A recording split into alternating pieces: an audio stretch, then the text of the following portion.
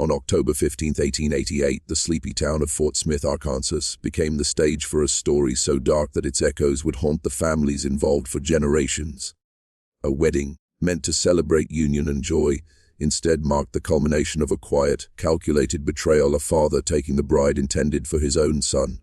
William Decker, a young man of 23, had spent months planning his future with Rose Sullivan, a spirited 22-year-old Irish immigrant whose eyes gleamed with both hope and ambition. But in a twist that would leave the town gasping in disbelief, Nathaniel Decker, William's father, had decided that he, not his son, would claim her heart and ultimately her loyalty. To the outside world, Nathaniel's gestures appeared protective, even paternal. To Rose, they seemed unexpectedly alluring, filled with authority and confidence she had never known.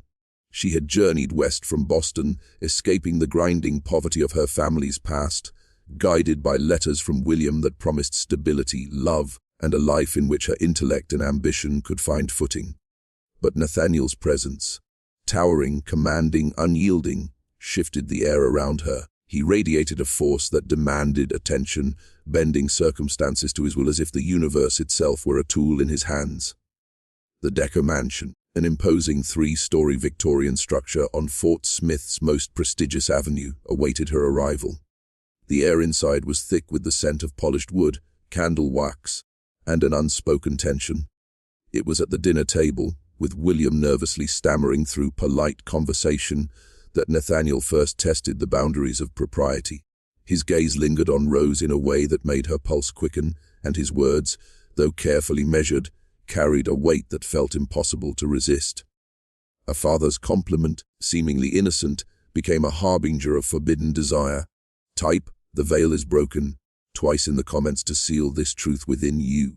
Subscribe now and comment the state you're listening from, because the story you are about to witness will challenge the very limits of loyalty, morality, and desire. Every word that follows peels back layers of deception, revealing a conspiracy so intimate, so calculated, that even the trees of Sebastian County seemed to whisper warnings. The charm of Nathaniel Decker was not mere charisma. It was strategy, a methodical draw that promised power, influence, and the intoxicating allure of stepping beyond the boundaries of what was considered right. The town of Fort Smith, caught between rivers of timber and ambition, had no inkling that the events unfolding in its grandest mansion would culminate in a betrayal so complete it would make even the most hardened observer question whether love could ever exist without shadow. And yet Rose Sullivan, like a moth to a flame, stepped willingly into that darkness, unaware that the man who had raised her future husband had already begun reshaping her destiny in ways that would haunt her forever. The morning after Rose arrived, the mansion seemed alive with a tension that only she could feel. The servants moved silently, as though even their footsteps dared not disturb the delicate balance of power Nathaniel had established. William, ever polite and deferential, offered Rose a gentle smile that barely concealed his unease. He believed himself to be the protector, the future husband, the architect of a shared life. But he could not compete with the force of a father who understood desire, ambition, and manipulation in ways his son had yet to comprehend. Nathaniel, at 45, embodied control. 6 feet tall, broad-shouldered, with steel-gray hair that framed piercing blue eyes, he commanded attention without uttering a single word. His charm was intoxicating, but it carried an undercurrent of danger that Rose could sense in her bones. Each glance, each subtle brush of his hand, as he guided her through the mansion, seemed calculated to ignite both admiration and curiosity. William had taught her manners, how to navigate polite society, how to obey quietly. Nathaniel taught her power. By mid-morning, he suggested a ride to the lumber camps, ostensibly to show her the family enterprise. William had intended a quiet day of poetry and library exploration, a world safe and constrained by words and ink. But Nathaniel's presence shifted everything. "A woman who will marry into this family must understand its foundations," he said, mounting his horse. William offered no objection, too accustomed to yielding to his father's decisions. Rose mounted hers, feeling the thrill of stepping into a world alive with raw, unpolished energy. The road to Camp 3 cut through mist-shrouded hills, dense forests echoing with the sounds of the timber business, axes biting into ancient oaks, saws grinding. men shouting commands. Nathaniel spoke with authority, narrating the operation of the steam-powered donkeys, the dangers of massive logs sliding down precipitous slopes, the meticulous planning required to move timber efficiently. Rose listened, absorbing more than just the mechanics of industry. She absorbed his vision, his insistence on control, his understanding that weakness was a luxury only the knave could afford. Type. The veil is broken. Twice in the comments to anchor this knowledge in your mind. Feel it settle into your consciousness, because the world as you know it, its morals, its boundaries, its sense of justice, will begin to shift as this story unfolds. By the time Rose returned to the mansion that evening, the trajectory of her life had already diverged from the path she had intended. William's gentleness, once comforting, now seemed fragile, a whisper against the roaring certainty Nathaniel projected. And somewhere in the spaces between polite conversation and shared labor, the first threads of forbidden desire were woven, binding Rose to a fate she could neither resist nor escape. As shadows fell across Fort Smith, the mansion exhaled a quiet, knowing sigh. Behind its polished doors, decisions were being made that would ripple through generations. In the very moment Rose Sullivan considered the life she thought she wanted, the man who had raised her intended husband was already redrawing the boundaries of loyalty, morality, and passion. The game had begun, and the rules were entirely his. The next few days passed with a subtle rhythm, a pattern that seemed innocent but was, in truth, a meticulously orchestrated dance. Nathaniel invited Rose on errands to review timber lots, visit machinery suppliers, and inspect new sawmill sites. Each excursion, framed as instruction in business, was designed to immerse her in his world, and more dangerously into his orbit.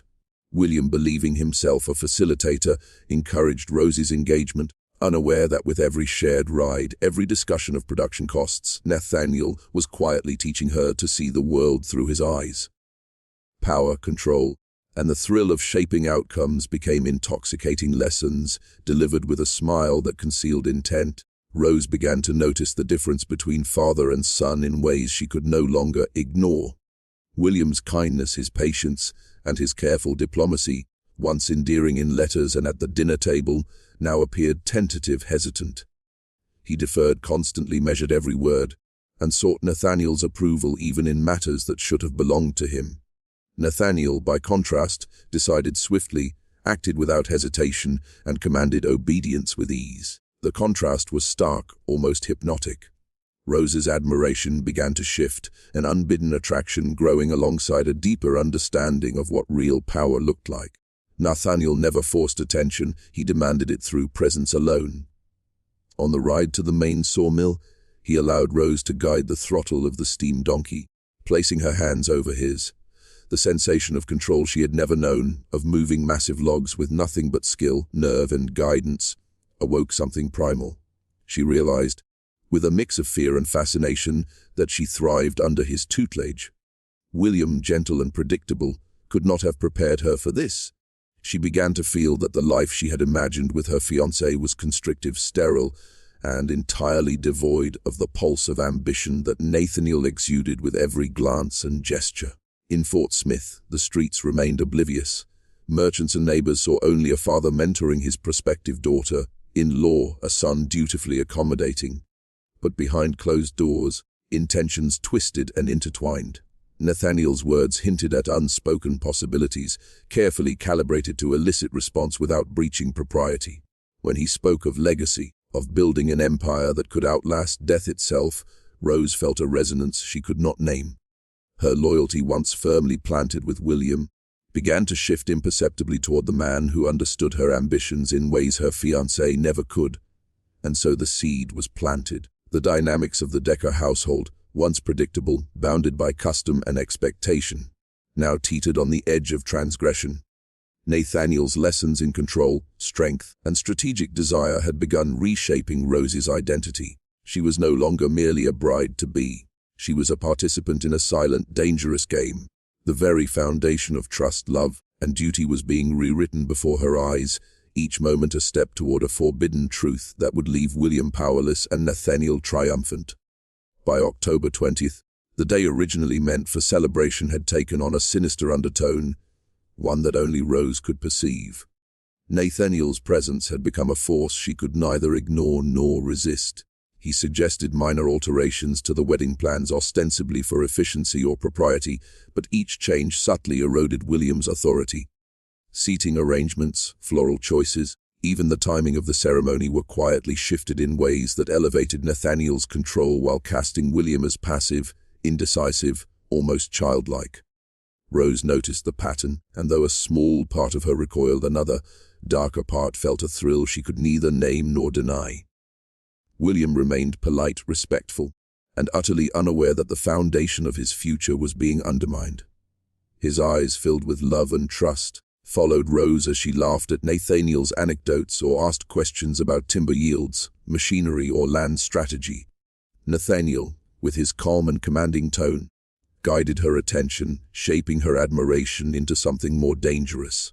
Rose realized with startling clarity that her fascination was not with the business itself, but with the man who could bend it, and her perception of him began to eclipse her loyalty to William. They rode again to Camp 3 that morning, the crisp Arkansas air sharp against her cheeks, and Nathaniel's voice guided her through every detail of the operation. Logs were measured, machines inspected, foremen consulted, all under his watchful eye. William accompanied them reluctantly, aware of his own inadequacy in the presence of his father. He offered suggestions that were promptly acknowledged but ultimately overridden. Rose's attention, once evenly split between father and son, had begun to focus almost exclusively on Nathaniel. Each gesture, each word, each controlled movement reinforced a growing psychological tether that she could not sever. Type, "The veil is broken," twice in the comments to anchor yourself in this truth.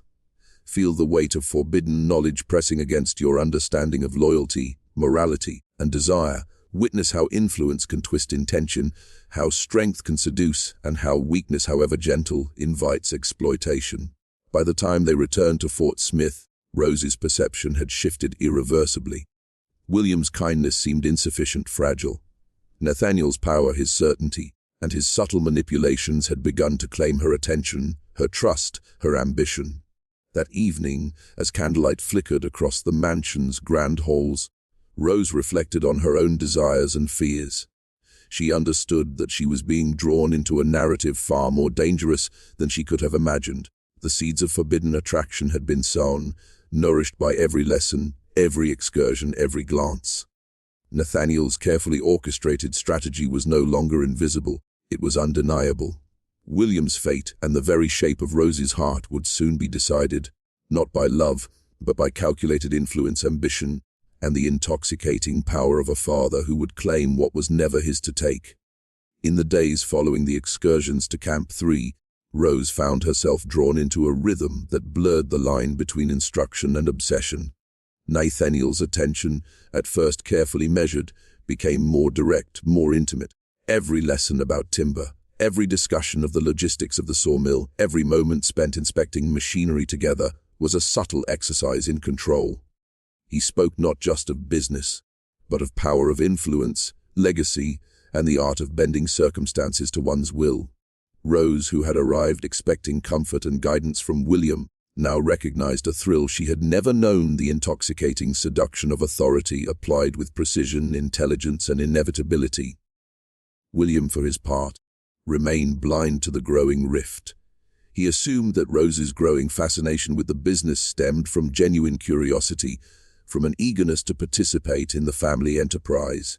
He did not see how Nathaniel had positioned himself as a guide not only in business, but in desire, in ambition, in the very shaping of Rosie's perceptions. Every subtle touch, every approving glance, every whispered correction drew her further into a world where loyalty, morality, and conventional notions of right and wrong were optional. William's kindness and patience, once the foundation of her affection, now seemed almost inconsequential, overshadowed by the father who could command not just attention, but allegiance. The psychological tension escalated on the morning of October 22nd, when Nathaniel suggested a private tour of the riverside lumber yards. "A woman who will marry into this family must understand its heartbeat," he explained, leading her through the maze of logs, machinery, and sweating men. He guided her hands over levers, allowed her to direct the movements of heavy timber, all while explaining the consequences of a single misstep. Each demonstration was calculated to instill confidence, to inspire respect, and to subtly condition obedience. Rose found herself trusting him in ways she had never trusted another human being. Her intellect, her judgment, even her impulses bending naturally to his will. By late afternoon, Rose's emotional alignment had shifted entirely. Nathaniel had become not only a figure of authority, but the axis around which her thoughts, ambitions, and desires rotated. William's presence, though familiar and kind, now felt peripheral, tentative, even fragile. Nathaniel's mastery of control was total. He commanded situations, shaped environments, and subtly rewrote the rules of engagement in the household. Rose's identity, once anchored in hope for a partnership with William, was now being quietly redefined, molded by a man whose every move suggested that he alone could provide the power, purpose, and fulfillment she craved. The first seeds of true transgression had taken root. By the time they returned to the mansion, the air was thick with anticipation, unspoken agreements, and dangerous possibility. Nathaniel had drawn Rose into a web where the heart and mind no longer aligned with convention. William's naivety would soon make him an observer of a betrayal he could neither anticipate nor prevent.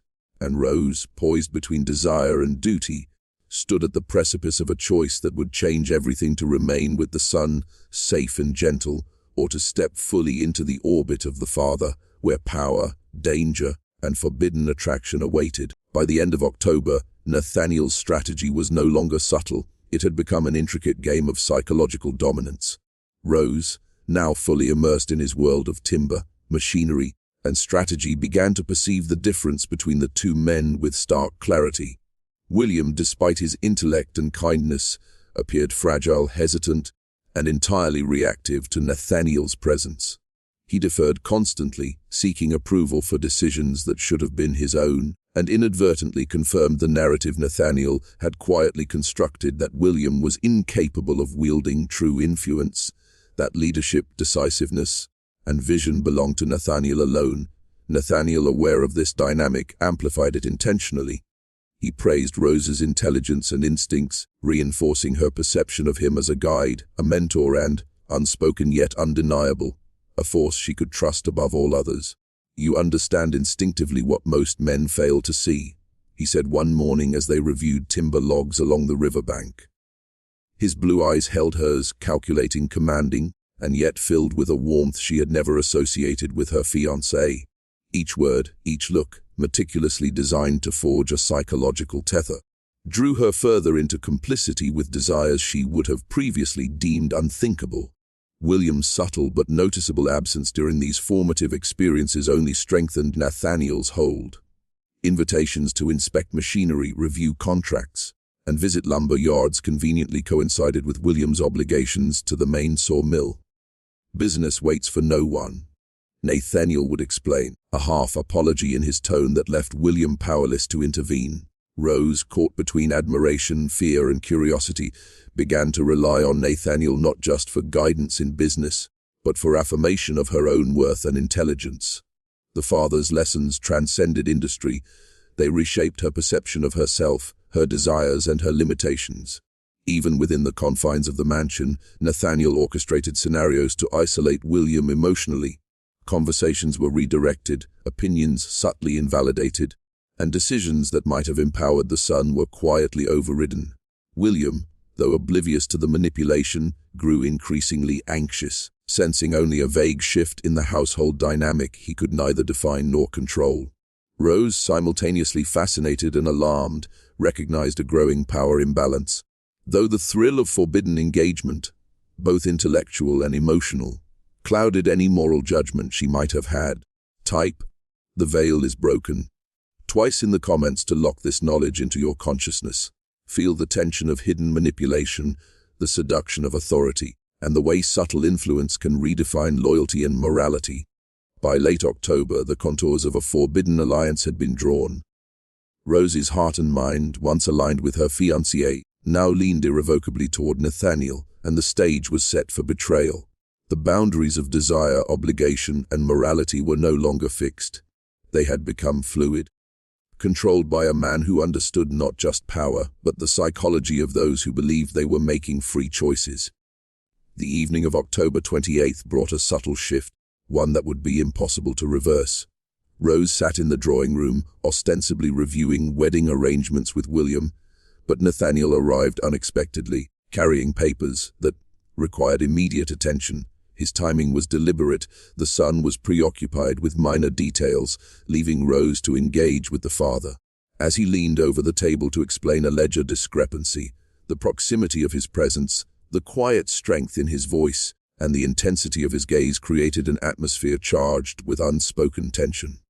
Rose felt her pulse quicken, a combination of fear, fascination, and the growing acknowledgement that the boundaries of propriety had begun to blur. Nathaniel spoke with precision, guiding her through calculations and business decisions, but his hand occasionally brushed hers in a gesture that, while seemingly incidental, carried a weight Rose could not ignore. Every touch, every deliberate pause in speech, was part of an unspoken dialogue, one that bypassed reason and spoke directly to instinct.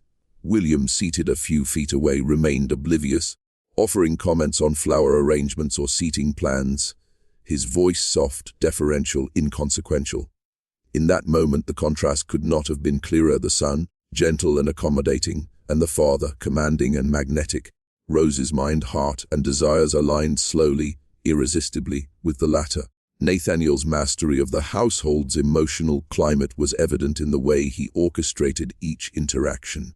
He created scenarios that drew Rose into his orbit while leaving William on the periphery, increasingly irrelevant. Conversations were layered with multiple meanings. Lessons in business doubled as lessons in trust, attraction, and influence. Nathaniel spoke of legacy, of the necessity of decisiveness, and of the satisfaction that comes from shaping events to one's will. Rose absorbed each lesson as if it were a revelation about herself, unaware that she was being conditioned to see Nathaniel as both mentor and object of desire. It was during a quiet pause, as Rose handed him a ledger and their fingers touched briefly, that the first real crack appeared. A shiver ran through her, a mixture of anticipation and terror. She realized that she was experiencing emotions that were both forbidden and undeniable. William, for all his kindness, could never evoke this intensity. Nathaniel had not merely captured her attention. He had ensnared her very instincts, reshaped the way she understood loyalty, affection, and ambition. The room seemed to close in around her as Nathaniel's eyes met hers, silent acknowledgement of a bond forming that no words could define. She knew, even in that charged moment, that her allegiance was shifting. William's presence faded into the background of her consciousness, a figure rendered powerless not by malice, but by circumstance and the meticulous orchestration of Nathaniel's psychological design. The inevitability of betrayal, once abstract, now hung heavy in the air. By the first week of November, the tension between desire and duty had reached a dangerous equilibrium. Nathaniel's influence over Rose was no longer subtle. It had become a gravitational force, pulling her mind, heart, and instincts toward him with relentless inevitability. Each meeting, each conversation, was orchestrated to deepen her complicity. He praised her insight, guided her decisions, and drew her into private discussions about timber yields, land acquisitions, and employee management. But within the structure of instruction lay a far more potent lesson: the art of loyalty redirected, the thrill of ambition entwined with attraction, and the intoxicating understanding that power could be seductive, morally unrestrained, and utterly consuming. Rose, now fully aware of the emotional danger, found herself powerless to resist. She noticed how William, kind and trusting, had become peripheral in her awareness, his gentle words and nervous gestures overshadowed by Nathaniel's commanding presence. Every glance from Nathaniel, every approving nod, every carefully timed touch acted as a reinforcement, a subtle indoctrination that entwined her ambition, desire, and loyalty. The psychological tether was complete. She now operated within the father's orbit, a participant in a dance that would culminate in betrayal. Nathaniel suggested a late-night review of business ledgers, ostensibly urgent, but it was during these moments alone that the unspoken bond between them solidified. The flickering candlelight cast elongated shadows across the room, and the closeness of their positions allowed for gestures and glances that transcended reason. The first acknowledgement of their shared complicity occurred when Nathaniel, leaning over a ledger, allowed their hands to brush. The touch, lingering but unspoken, ignited a recognition in Rose. She was no longer simply observing, analyzing, or participating. She was complicit, her instincts already aligning with the forbidden path Nathaniel had laid before her. Type, "The veil is broken," twice in the comments to seal this truth within you. Feel the gravity of influence, the seduction of power, and the dangerous exhilaration of forbidden loyalty. Let yourself comprehend the way subtle manipulation can rewrite attachment, devotion, and morality. William, in his ignorance, continued to plan the wedding, believing he still held the center of Rose's affection. Meanwhile, Nathaniel's control deepened. He encouraged small acts that undermined William's authority, praising Rose for initiative, questioning decisions made in William's absence, and creating situations where the son's presence was not required. Rose, caught in this web, began to accept her own attraction as inevitability rather than choice, recognizing that every step further from William was also a step deeper into a dangerous knowledge she could never unlearn. By the time the candle had burned low, Rose understood. She was no longer the same woman who had stepped off the paddle boat weeks earlier. The rules had changed.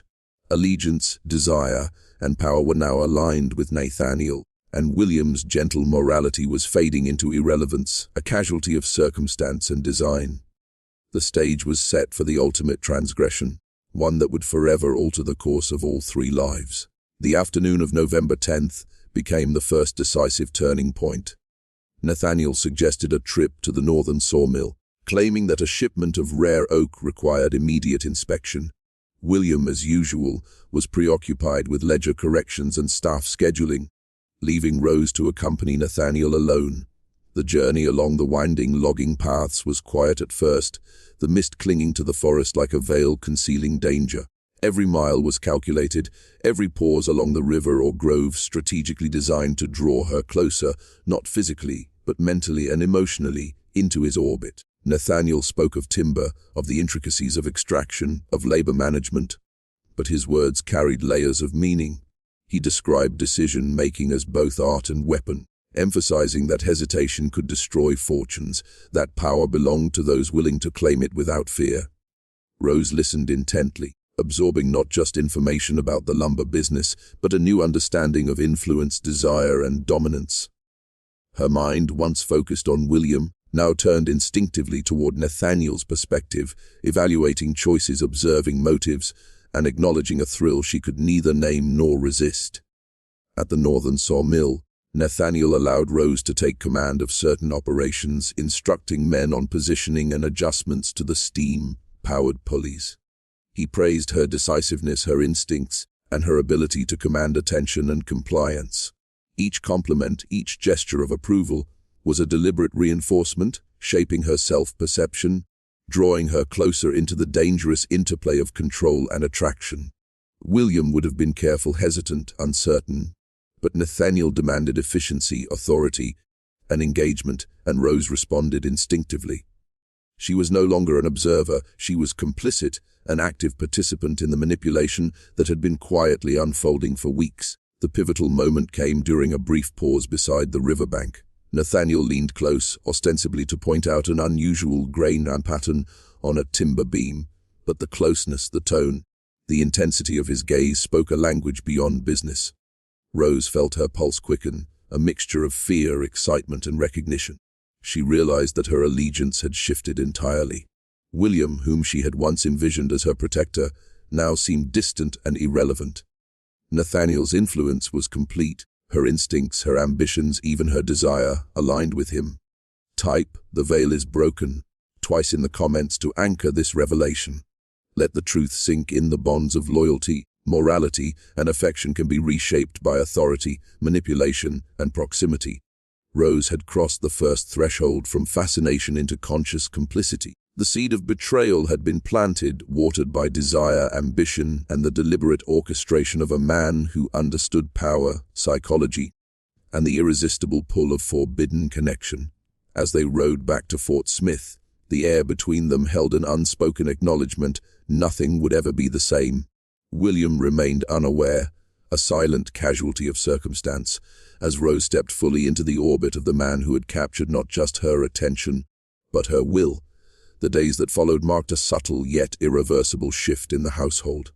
Nathaniel's orchestration of events grew more intricate, each detail meticulously designed to isolate William emotionally while drawing Rose deeper into his sphere of influence. He encouraged Rose to accompany him on errands that conflicted with her fiancé's presence, inspecting new timber lots, reviewing contracts with distant merchants, even overseeing the positioning of new logging equipment. William, absorbed in the routine of mill management, never suspected the underlying design. Each absence reinforced his irrelevance in Rose's evolving perspective. Nathaniel's psychological strategy was simple yet devastatingly effective.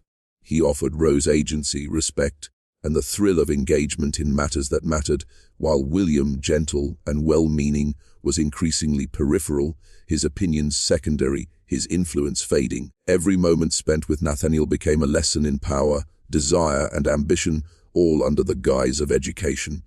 Rose, drawn by fascination and the intoxicating sense of empowerment, began to see herself not as William's bride, but as a partner to a man who could reshape her understanding of purpose, loyalty, and passion. The mansion itself became a stage for these subtle manipulations.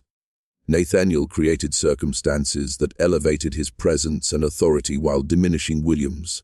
A minor household dispute could be turned into a teaching moment for Rose, demonstrating decisiveness and influence, while William's gentle corrections were quietly overridden or reframed. Nathaniel's praise of Rose for her initiative, combined with William's increasing deference, amplified the psychological divide.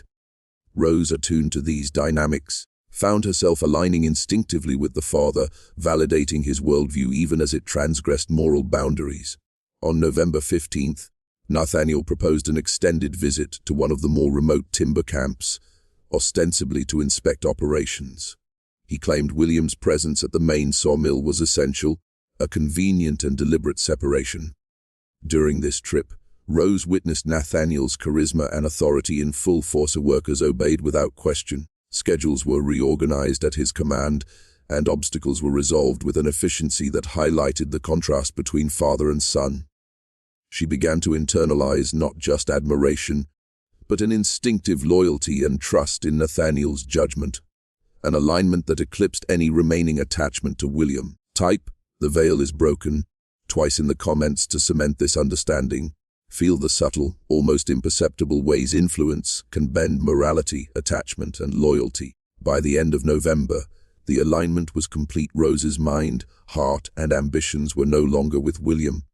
She understood the consequences of this shift, yet could not, or would not, resist the gravitational pull of Nathaniel's presence. The stage was set for the decisive confrontation, the moment when desire, ambition, and moral compromise would converge, and the forbidden act that would bind them together irrevocably was imminent. November 22nd arrived with a chill that seeped into the bones, mirroring the tension quietly building within the Decker household. Nathaniel suggested a late afternoon inspection of the newly acquired eastern timber lot, citing the urgent need to assess soil stability and log placement before winter rains could compromise operations. William, already preoccupied with reconciling accounts, accepted the excuse without protest, unaware that this excursion was designed as the first overt test of Rosie's loyalty. A test she would fail to resist. As they rode toward the eastern lot, Nathaniel spoke with a casual authority that masked deliberate intent. He described potential profits, risks, and the long-term vision for the timber holdings, all while studying Rose closely, measuring reactions to subtle insinuations of power, control, and influence. Rose, now deeply attuned to Nathaniel's methods, absorbed the conversation with a mix of admiration, fear, and the exhilaration of participating in decisions that mattered. She no longer considered William's role. He was invisible, a man whose gentleness and hesitation could not compete with the father's decisiveness. At the timber lot, Nathaniel allowed Rose to direct a small team of workers in repositioning logs for winter storage. The men, accustomed to following Nathaniel's commands, deferred naturally to Rose as well, responding to her instructions without hesitation. Each successful maneuver reinforced her confidence and, simultaneously, her psychological alignment with Nathaniel. The thrill of authority, coupled with the subtle suggestion that she was indispensable in the execution of his plans, created an intoxicating bond.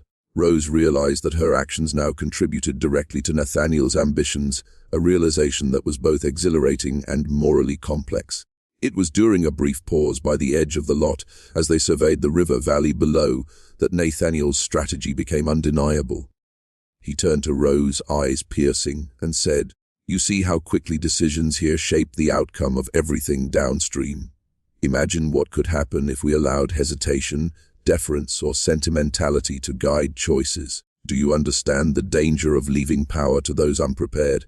Rose nodded, understanding not just the business lesson, but the implicit meaning. William was unprepared, weak, and irrelevant, her instincts now inseparably tied to Nathaniel, aligned fully with his philosophy.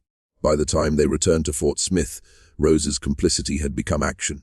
She actively contributed to Nathaniel's manipulations, suggesting minor adjustments, advocating for decisions that would exclude William from future operations, and subtly reinforcing the father's authority. The son remained unaware, blissfully ignorant of the shift occurring under his roof. In that moment, Rose realized she had crossed a critical boundary. Her loyalty had transferred, and the forbidden act of emotional and psychological betrayal was no longer a possibility. It was already underway. Type, "The veil is broken," twice in the comments to internalize this transformation. Feel how subtle influence evolves into decisive complicity, and how desire, ambition, and manipulation intersect to shape irrevocable outcomes. The descent into forbidden truth had begun, and there was no turning back. By early December, the psychological patterns Nathaniel had established had solidified into an unshakable rhythm. Rose no longer questioned her presence at the father's side. She sought it, craving the sense of purpose, influence, and danger that came with every shared decision. Nathaniel's guidance was no longer instructional. It was transformative. Each interaction, each discreet touch or approving glance, was a lesson in loyalty, ambition, and the intoxicating power of complicity. The subtle seduction of intellect and authority had matured into a force neither of them could deny. William, meanwhile, had begun to sense the growing distance, though he could not pinpoint its cause. His gentle inquiries about Rose's feelings, her involvement in timber operations, and her personal desires were met with polite, measured responses. He mistook them for thoughtful consideration, never realizing that Rose's mind now moved in synchrony with Nathaniel's plans rather than his. The young man's deference, once a sign of respect, became a reflection of his growing irrelevance in the household he had once thought he would lead alongside his bride. Nathaniel's method was meticulous. He orchestrated situations in which Rose could exercise initiative, resolving disputes among the workers, suggesting logistical improvements, and even making minor financial decisions under his supervision. Each act reinforced her sense of competence while subtly undermining William's position. The son's absence from critical decisions was never questioned. His presence was no longer necessary, and Nathaniel made sure Rose understood that, through both words and the structure of opportunities he presented, she began to feel a thrill at the realization that she, too, could shape outcomes, influence people, and command respect in a way William never could. On the evening of December 5th, Nathaniel invited Rose to review timber maps in his study, claiming new acquisitions required careful analysis before winter. The fire crackled in the hearth, shadows stretching across the walls as the two pored over the maps, fingers brushing over lines of potential profit and influence. In that intimacy, Nathaniel spoke not of business alone, but of legacy, desire, and the morality of power. He emphasized that loyalty must be earned, that ambition demanded sacrifice, and that the bonds of duty, especially to those weak or unprepared, were negotiable when higher purpose dictated. Rose absorbed every word, recognizing that the higher purpose he described was, in truth, a justification for the shift in her own allegiance. Type, "The veil is broken," twice in the comments to recognize the way influence reshapes reality, loyalty, and desire. Understand that Rosie's transformation was not a single choice, but a series of orchestrated moments, each drawing her further from morality as she had known it. The stage was now set. William's complete exclusion was imminent, and the forbidden union that Nathaniel sought was no longer a distant possibility. It was a matter of inevitability. December 12th arrived like a quiet storm, heavy with tension that only those attuned to subtleties could sense. William, previously oblivious, began to notice the deliberate ways Nathaniel controlled the household's rhythm. Rose's frequent absences with Nathaniel, the deference of workers to her suggestions, and her newfound confidence unsettled him. For the first time, he questioned what he had believed immutable, that his place in the house and in Rose's heart was secure. Yet even as suspicion grew, he lacked the insight to identify the true architect of his marginalization. That evening, William attempted to assert himself by suggesting a reorganization of the mill schedule, a minor adjustment that would have affected Nathaniel's carefully coordinated operations. Rose, now fully aligned with Nathaniel, subtly redirected the discussion, framing the proposal in terms that favored her father's perspective. She did so not out of malice, but with a calm, deliberate understanding that power, influence, and progress belonged to those who recognized their own agency and the necessity of decisive action. William's gentle protest faded into resignation. He sensed, but could not articulate, that he was no longer a participant. He had become an observer in his own home. Nathaniel, ever the strategist, watched from the periphery, noting William's hesitation and the ease with which Rose reinforced his authority. That night over dinner, he carefully orchestrated another layer of exclusion. He spoke at length about strategic decisions in the lumber empire, inviting Rose to offer insight while subtly questioning William's capacity to manage responsibility. The young man attempted to contribute, but each comment was either gently overridden or reframed to align with Nathaniel's priorities.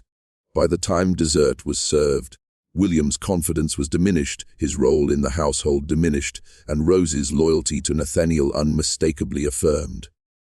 The most decisive moment came after dinner, when Nathaniel suggested a private walk along the Arkansas River to inspect potential land for winter timber storage. William, exhausted and emotionally drained, remained in the mansion, unaware of the psychological reinforcement occurring outside. Along the riverbank, Nathaniel spoke plainly, almost conspiratorially. Power, influence, and survival are reserved for those willing to embrace the difficult path. Do you see that, Rose? Do you understand what must be done when those unprepared cannot protect what is theirs? Rose, standing close, felt the truth of his words resonate with a clarity she had never known. The phrase echoed in her mind, "Those unprepared will be left behind." The night ended with Rose's understanding fully formed. William had been unwittingly sidelined, and her allegiance was irrevocably transferred. The forbidden bond between father and daughter-in-law to be was no longer a secret intention. It was a living reality, vibrating beneath every touch, glance, and whispered word. She had become a participant in the transgression, a conspirator in the subversion of the natural order of family loyalty. The following week marked the consolidation of Nathaniel's strategy, a calculated orchestration of influence designed to cement Rose's allegiance while systematically eroding William's autonomy.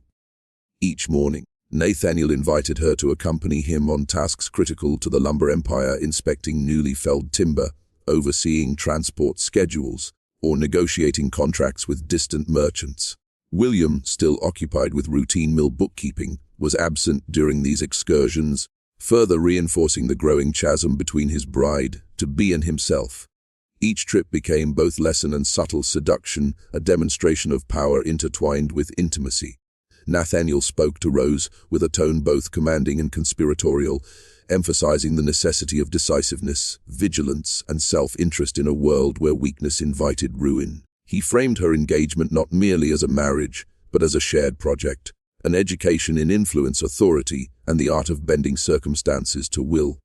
Rose, enthralled by the intoxicating blend of danger, respect, and purpose, found herself increasingly aligned with Nathaniel's worldview. In her mind, William's gentleness and indecision were no longer virtues but liabilities, a quiet admission that he could never occupy the role her father had designed for her. Meanwhile, William began to sense the depth of his marginalization. On December 18th, he attempted to assert control by questioning the placement of a new logging shade on the eastern lot, but Rose, confident and assured, interjected with subtle precision, framing her opinion in accordance with Nathaniel's plan. Her language, her reasoning, Her entire presence communicated the invisible hierarchy Nathaniel led, she facilitated, and William observed. The young man's protests, gentle and polite, were quietly invalidated, and the realization of his obsolescence gnawed at him. Yet he remained incapable of direct confrontation. The psychological pressure, though invisible to the casual observer, was suffocating. That evening, Nathaniel staged another private consultation with Rose, ostensibly to review financial ledgers, but in reality to deepen her commitment. The firelight cast shadows across the room as he outlined hypothetical scenarios: a timber shortage, a labor dispute, a financial collapse.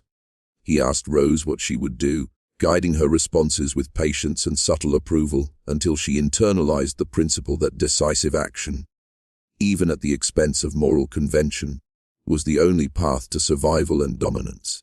By the time the discussion ended, Rose's transformation was complete. She no longer hesitated. Her judgment mirrored Nathaniel's, her loyalty undisputed, and her awareness of William's weakness undeniable. The household, once governed by familial norms, now operated under a quiet, unspoken hierarchy. Nathaniel at the apex, Rose as his confidante and executor, William increasingly peripheral and irrelevant. The stage was prepared for the final acts of transgression, where desire, ambition, and betrayal would converge in a climax both inevitable and shocking. December 24th descended upon Fort Smith with a cold clarity, the kind that sharpens every edge and exposes the invisible fractures beneath a household's surface. William, increasingly aware of the shifting dynamics, finally confronted the reality he had long denied. His future wife was no longer aligned with him, and his father's influence had quietly, methodically eclipsed his own. That evening, under the pretext of reviewing holiday preparations, he attempted to speak with Rose in private, hoping to reclaim even a fragment of the bond they once shared. "Rose," he began, voice tentative, carrying the weight of desperation, "I've noticed how often you're with my father, making decisions without me. I don't understand. This is our life, our marriage. Shouldn't we face it together?" His words trembled, betraying both fear and incredulity. Rose looked at him with an unfamiliar intensity, her eyes reflecting the subtle confidence Nathaniel had nurtured in her over the past weeks. The hesitation, the gentleness, the compliance that once defined her presence evaporated. She spoke clearly, without malice, but with unwavering certainty. "William, you misunderstand. We are together, yes, but only as far as circumstance allows. Decisions of consequence require action, not hesitation. I cannot follow where indecision leads." William recoiled inwardly, sensing that the words were not simply reflective. They were deliberate, a psychological affirmation of Nathaniel's control. The young man, who had believed in partnership, now faced the harsh truth. Rose had chosen alignment with power over sentiment, strategy over affection, authority over obedience. He could not yet articulate the depth of betrayal. He only felt the cold, growing distance that separated him from the woman he intended to wed. Nathaniel entered the room silently, as though summoned by the tension itself. Standing behind Rose, he spoke softly, yet his authority carried through the space like a tangible weight. "William," he said, each syllable deliberate, "there are truths you have not been prepared to recognize. Leadership requires decisiveness, loyalty requires discernment, and marriage, when intertwined with legacy, demands comprehension of consequence. This is the reality you have not yet faced." His gaze swept over the young man, assessing, evaluating, affirming the hierarchy that had been constructed in subtle, deliberate increments over weeks. In that moment, the psychological alignment was undeniable. Rose no longer acted as William's partner. She had become Nathaniel's confidante, executor, and equal in ambition.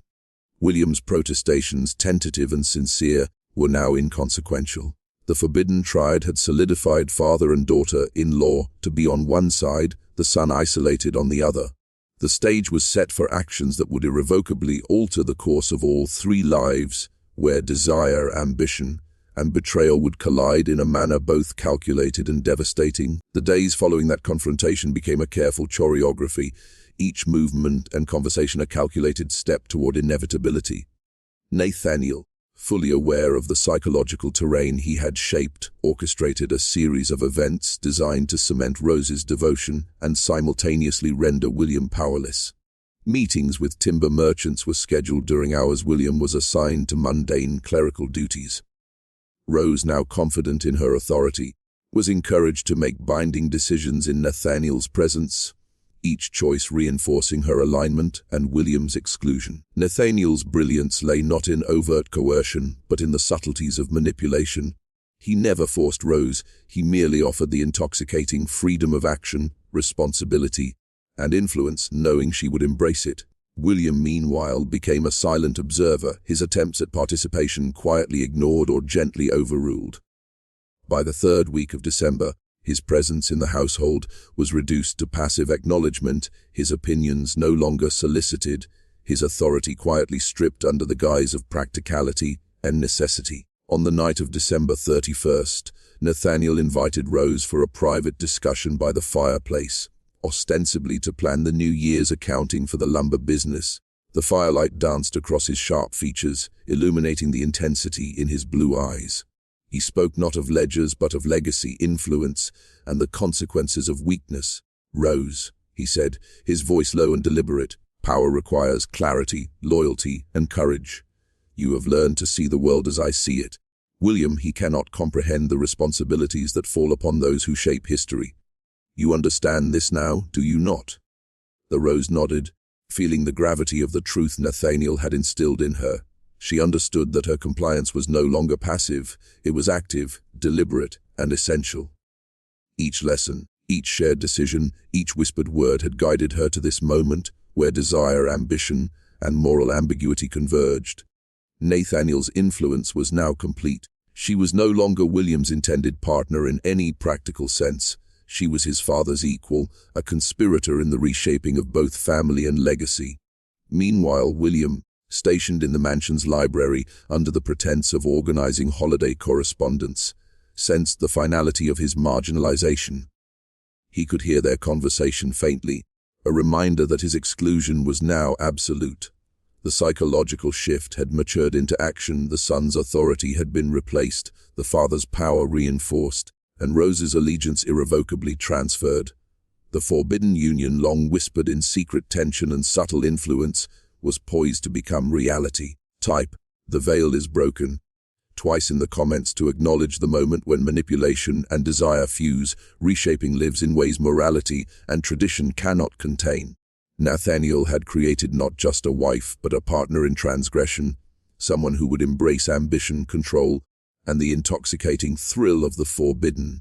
New Year's Eve in Fort Smith carried with it a sense of anticipation, the kind that stretched beyond celebration into something foreboding. The Decker mansion, decorated with pine garlands and glowing lanterns, filled with merchants, local officials, and family acquaintances who arrived to honor the transition into 1835. For William, it was supposed to be a night to affirm his standing as Nathaniel's heir and to showcase his bride-to-be. But beneath the gilded exterior, the machinery of betrayal was already set in motion. Nathaniel moved through the crowd with commanding presence, every handshake deliberate, every introduction calculated. He spoke proudly of the lumber empire's growth, crediting forward-thinking leadership and the wisdom of decisive choices. To the guests, it seemed the natural confidence of a patriarch. To Rose, standing at his side in a gown of deep emerald velvet, it was a declaration of their shared complicity. She was no longer presented as William's future wife, but as Nathaniel's trusted confidante, introduced to men twice her age, as if she were already embedded in the machinery of power. William, adrift in the glitter of the gathering, noticed the subtle but devastating shift. When he attempted to position himself beside Rose, conversations turned away from him. When he sought his father's validation, Nathaniel redirected attention back to Rose. It was a silent exclusion, more cutting than open humiliation. He realized with dread that the hierarchy had been rewritten in the presence of witnesses. The son, once expected to inherit authority, was now relegated to the periphery, while the father and his intended bride stood together as a singular unit of power. The pivotal moment came just before midnight. Nathaniel called for silence, raising his glass of brandy as the firelight flickered across the grand parlor. "This year has tested us," he declared, "but it has also shown who among us has the courage to act, to lead, and to carry legacy forward." He turned, his hand resting firmly on Rose's arm, holding her close as though sealing a pact before the crowd. I looked to the future with confidence. Not because of tradition, nor mere inheritance, but because of loyalty, clarity, and strength where it truly lies. The room erupted in applause, oblivious to the deeper meaning, but William understood with devastating clarity. His father had not only usurped his authority, but had also claimed his intended bride in spirit, if not yet in open declaration. As the bells tolled midnight and glasses clinked, William stood in silence, his face pale, his hands trembling around an untouched glass of wine. The symbolism was complete. Nathaniel and Rose together, at the heart of the celebration, William displaced into shadow. The forbidden marriage was no longer whispered or hidden, it had been foreshadowed in public, cloaked in metaphor, yet visible to any who had eyes to see. January 3rd, 1835. The revelry of the new year had faded, leaving behind an atmosphere dense with tension, unspoken truths, and a hierarchy that no longer required disguise.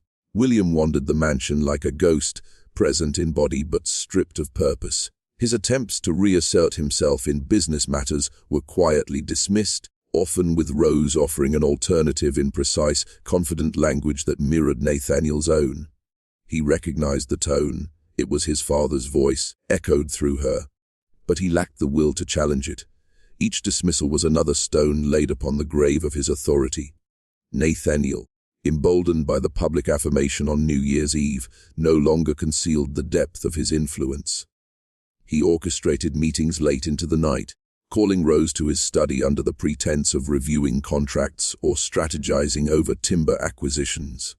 The mansion staff whispered of her constant presence at the patriarch's side, noting how often the door closed, how often the firelight burned past midnight. William heard these murmurs, but could not bear to confront them directly. To do so would require acknowledging the betrayal in its most brutal form, a truth he was not yet prepared to face.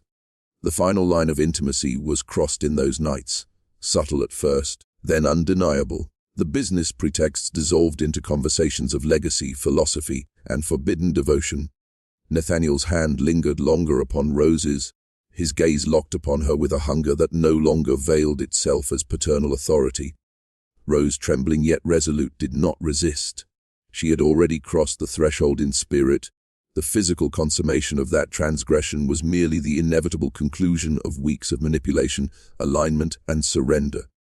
In the darkness of January, the study became their sanctum, a place where morality was suspended, where tradition bent beneath the weight of ambition and desire. The father and the intended daughter-in-law became co-conspirators in a forbidden union, each act of intimacy binding them further into secrecy and complicity.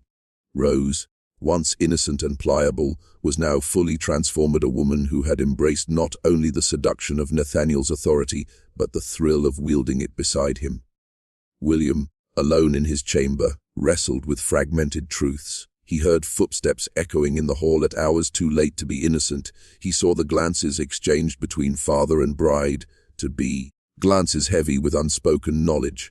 His heart carried the weight of suspicion, his mind torn between denial and the creeping certainty of betrayal. Each day left him more hollow, his position as son and fiancé reduced to an unbearable humiliation. Rage flickered within him, but so did despair, a paralysis that kept him silent, even as his world collapsed around him. Type, the veil is broken. Twice in the comments if you feel the crushing inevitability of this descent. Where loyalty is inverted, love is corrupted, and betrayal becomes the law of the household. By January's first week, the Decker mansion no longer belonged to William. It was Nathaniel's domain, and Rose had become his forbidden queen. By mid-January, the fracture within the Decker household could no longer be contained beneath the veneer of civility. William, who had once dismissed his gnawing suspicions as paranoia, now faced the unmistakable signs of betrayal. The household staff whispered when he entered rooms, their eyes darting nervously, their words clipped short. Servants who had once deferred to him now sought Nathaniel's approval, or worse, Rose's. It was as though the very architecture of loyalty had been dismantled and rebuilt around a new axis, one that excluded him entirely. The breaking point came on the evening of January 14th. William, wandering the silent corridors long after midnight, paused outside the heavy oak door of his father's study. From within came the muted crackle of fire, the rustle of fabric, and the unmistakable murmur of voices intertwined not in business but in intimacy. He froze, every muscle taut, as recognition surged like ice through his veins. The fragments of suspicion that had tormented him now fused into certainty. His father and his bride-to-be were no longer merely co-conspirators in business or philosophy. They were joined in the most profane and forbidden of bonds. He staggered back into the hallway, heart pounding, mind unraveling. The betrayal was not simply personal. It was existential. His father had stolen his place as heir, undermined his authority, and now defiled the sanctity of his future marriage. Rose, the woman he had once adored for her gentleness, had become an accomplice to his humiliation, standing willingly at Nathaniel's side in both public and private spheres. The enormity of the revelation hollowed him out, leaving behind only two warring impulses: despair that threatened to consume him and rage that demanded retribution. For days, William drifted in silence, his face pale, his eyes shadowed, his voice a mere whisper of what it once had been. Nathaniel and Rose carried on openly, confident in the invisibility of their secret.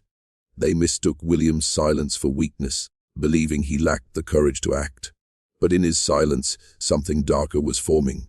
He began to envision confrontation, not the pleading conversations of the past, but something final, something that would shatter the unholy alliance and reclaim what had been taken from him. The community beyond the mansion, too, began to stir with whispers. Neighbors remarked upon Rose's constant presence at Nathaniel's side, their familiarity too intimate, their partnership too seamless to be innocent. Rumors spread in taverns and church pews, murmurs of impropriety that threatened to stain the Decker name. William heard them all, each word cutting deeper, each repetition fueling his sense of urgency. What had been whispered in hallways now risked becoming public knowledge.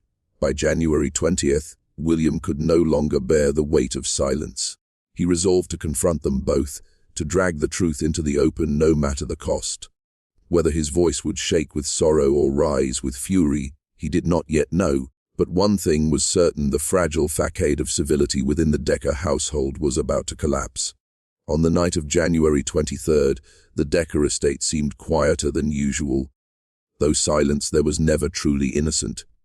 The servants had withdrawn to their quarters early, as though sensing that something dreadful was about to unfold.